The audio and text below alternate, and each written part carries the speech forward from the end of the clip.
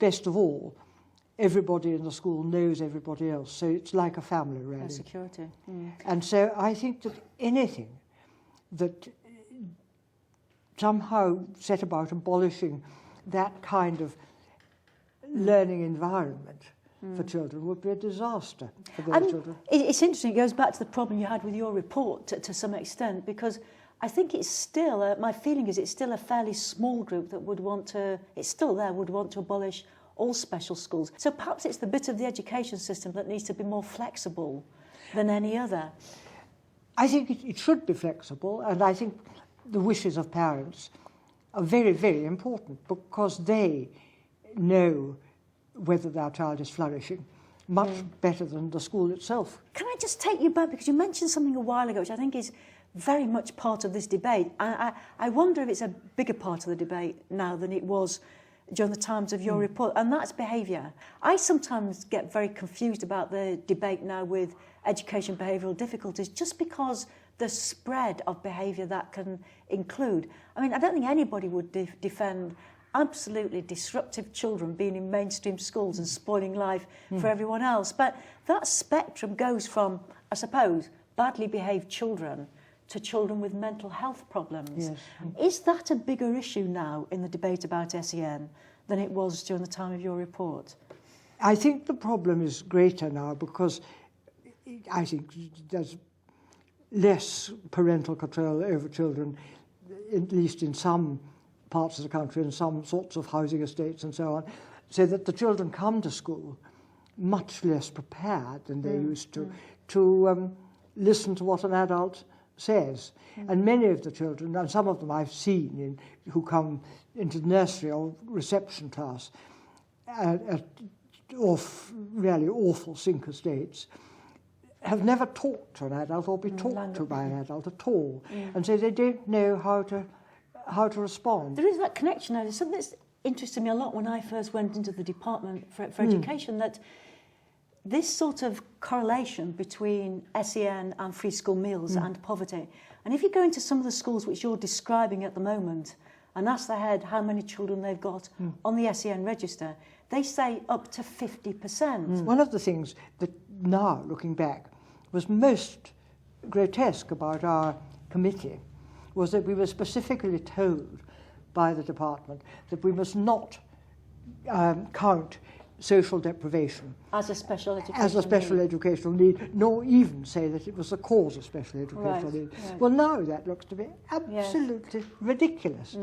And of course, these children may have incipient mental health problems, but if the school can pick up their problems right from nursery on, then they will gradually lose their special educational need. They'll be just like everybody else. And that's important, because in this debate about SEN, it goes back to the statement, that there's not often this feeling that you can have SEN and be identified as having SEN at 5, but by 11 it can be overcome and you can survive. Whereas if we've got a breadth of definition of SEN that includes those barriers that are caused by poverty, a good education system should be able to move children on, shouldn't it? Of course. And my own rather simple-minded view is that if you take children who've got a really deprived background, have never been talked to by a grown-up, have very often been abused by grown-ups, singing and dancing and doing things together is one of the ways that they begin to learn to communicate. But as ever with SEN, it depends on how well you've trained the teachers to be able to do that. Yes. The nature of the training we need to give teachers now is immense. How do we cope with that? Absolutely. I mean, it seems to be quite preposterous that we have, I mean, this is speaking broadly, we have an education system that encourages inclusion of children with quite severe difficulties. And yet somehow teacher training seems to be stuck in a kind of 1940s model where you have to learn how to teach your special subject. And I think that if there's anything that needs a huge revolution, it's the training of teachers, at least in a lot of establishments, which somehow seem to be in a little island by themselves without any connection with what's going on in schools. And yet many teachers, well, almost all teachers will have some children with special needs in their classes Yes, sometimes during the yes, school year. That's right. I don't know. I don't know what your thoughts are on this, but I think that SEN over the last few years has come centre stage again. I mean, your report was the Bible throughout my teaching career, and you know, and time for a decade or more after that. I mean, do you feel that as a nation and as an education system, we've got a clear direction, or in effect, do we need another Warnock report? Do we need somebody to collect the data, do the analysis, look at the evidence, look at the progress, and point a way forward? I feel very strongly that the time has come to do that. And I think the House of Commons Select Committee that reported on this last year came to the same conclusion. What you mentioned, one of the things that's most lacking at the moment, and that is evidence. The research is needed to be done, because we've had all this time where there have been different ways of teaching children with special needs, both in the maintained and in the private sector. And there ought to be a lot of evidence of what works best that hasn't really been brought together at all, I think. And so therefore I do believe it's time to have another report. And really look, and this time the report would do what our report didn't, which is look at the financial implications if we're really going to get it right. Thank you for that. I wanted to just look at some more curriculum areas which you've expressed interest in, and your own background would show that. Both science and languages, both subjects that I suppose as a nation we worry about a lot at the moment. Let's look at science to begin with. I was looking at some figures, and you know, we know them, our best universities lead the world in terms of science research. But if you look at the breadth of how we do in science, it's not there, is it? What are the causes of that we can produce some very good sciences, but as a nation we don't choose to study science, and we've not got that experience in breadth? I think it's a very, very interesting problem. I think there is something wrong with the way science is taught in secondary school. I think children in primary schools are often very much enthused with the sort of science they do.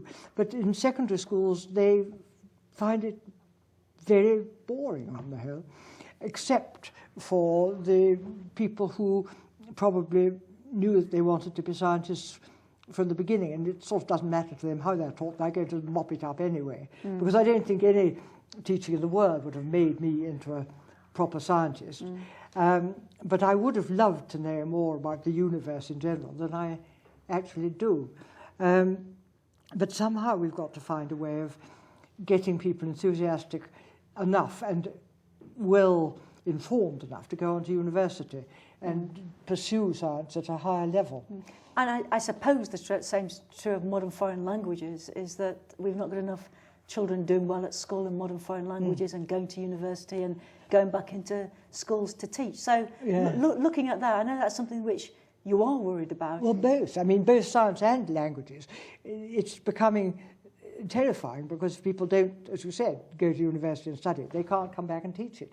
But if they do and are enthusiastic, then there's no end to what they can do. We should examine foreign languages by having what Ron Daring in his recent report described as a ladder system, where right from primary school you can make your own way up the ladder, taking exams when you're ready to take them, like the Associated Board music exams. That's right, which is an excellent exam system. That's right. And I think that would have enormous advantages, because children would get ambitious as they do about music. I mean, it may not be the most elevated motive for pursuing a foreign language, but it would be very nice to say that you could get to a grade 5 sooner than whoever else is in the class. And the other advantage would be that the classes would have to be taught, or the classes would have to be of a mixed age group, because, I mean, a bilingual child would be shooting up to grade 8, right, and he'd be sitting beside somebody of 18. Now, this, I think, would have a huge effect on children's learning. And they wouldn't find it half as boring as they do now, language learning, if they were sitting with grown-ups who would ask different questions and before whom they could show off, so to speak. I suppose that's a bit of a model that you could use for other curriculum areas as well, to tell you the truth. I think so. I think so. We are obsessed with age-related study, aren't we? And I think school teachers are very, very, very hidebound in this way. Because I remember when I was a headmistress having the greatest difficulty in saying, well, it's stupid to teach all these children separately their grade 5 theory and music, which they all had to do if they were going on. Why don't we have a mixed-age class? Some of the reports you've done for us as a nation on things like environmental protection and embryology have been, I suppose, about science, but also about moral issues, about how we make decisions in the light of technological advances. That's where life's different now than it was when we were at school. Yes. The generation of children coming through school now have got some pretty tough ethical decisions to take in the future. How do you think we prepare children for that? I listened to a suggestion only a few weeks ago which was talking about teaching 5- and 6-year-olds philosophy. I think they call it thinking skills, but it is essentially philosophy. I mean, you're a philosopher yourself. That was the start of your teaching, and you've looked at these ethical issues on behalf of us all. Is that where schools should be looking now? Up to a point, I think that's true. I think it's more important as far as ethical issues go, that children should get an idea that there are some things that are morally right and some things that are morally unacceptable in terms of global issues. But it's terribly difficult to teach people to behave properly to other people. So my view is that first, teachers have got to be prepared themselves to distinguish morally bad things from morally good things. That's been a very wide-ranging discussion. I think probably we can conclude that schools remain as important as they ever have done, but I suppose the challenges that they face, both in terms of SEN, the breadth of the curriculum, motivating all children, is perhaps greater than it's ever been. From your standpoint, with all the experience you've had and your depth of knowledge, are you an optimist about the ability of the British education system to deliver for the children in the way that we need it to? I think I am temperamentally an optimist. I think the one thing I'd like to be able to do, and I know I can't, would be to inspire more people to realise what a marvellous profession the teaching profession is, so that more of them would go into it, and more intelligent people, more imaginative people. And then I think our system could be wonderful, actually. Baroness Warnock, thank you very, very much for joining us today.